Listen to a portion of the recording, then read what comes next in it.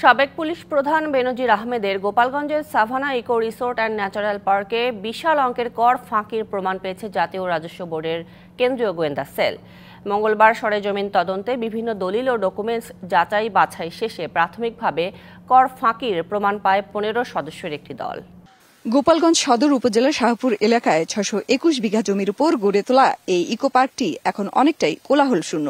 স্থানীয় বাসিন্দাদের নানাভাবে ভয়ভীতি দেখিয়ে বাস্তুচ্যুত করে পার্কটি নির্মাণ করার অভিযোগ পুলিশের সাবেক আইজি বেনজির আহমেদের বিরুদ্ধে।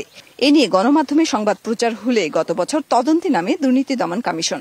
পরে আদালতের আদেশে ইকো পার্কের ব্যবস্থাপনায় বসানো হয় প্রশাসক। কর ফাঁকির অভিযোগে তদন্ত করে জাতীয় রাজস্ব বোর্ডও। মঙ্গলবার বিভিন্ন দলিল ডকুমেন্টস জব্দ করে তা যাচাই বাছাই শেষে কর ফাঁকির প্রাথমিক প্রমাণ পায় এনবিআর এর কেন্দ্রীয় গোয়েন্দা সেলের তদন্ত দল। সাবেক আইজিপি পুলিশের বেনজির আহমেদ এবং ওনার মালিকানাধীন সাভানা ইকো রিসোর্ট সম্পর্কে আমরা একটু তদন্তে এসেছিলাম এবং তদন্ত এবং অনুসন্ধানের মাধ্যমে আমরা সুনির্দিষ্ট কিছু কর ফাঁকির তথ্য পেয়েছি। সিল্কোর সিল্ক অ্যান্ড শাইন, যাতে আছে আর্গান অয়েল ও ওট প্রোটিনের গুডনেস, যা আপনার চুলকে রাখে হেলদি অ্যান্ড শাইনিং। কর ফাঁকি আছে জমি কেনা, কৃষি উৎপাদন, নির্মাণ সহ বিভিন্ন বিষয়ে। যাদের জমি দখল করে এই পার্কটি নির্মাণ করা হয়েছে তাদেরকেও অভিযোগ জানালে নেওয়া হবে ব্যবস্থা। আয়কর নথি যাচাই করা হয়েছে। যাচাই শেষে আমরা দেখেছি যে কি পরিমাণ তথ্য আয়কর নথিতে দেখানো হয়েছে, কি পরিমাণ তথ্য দেখানো হয়নি।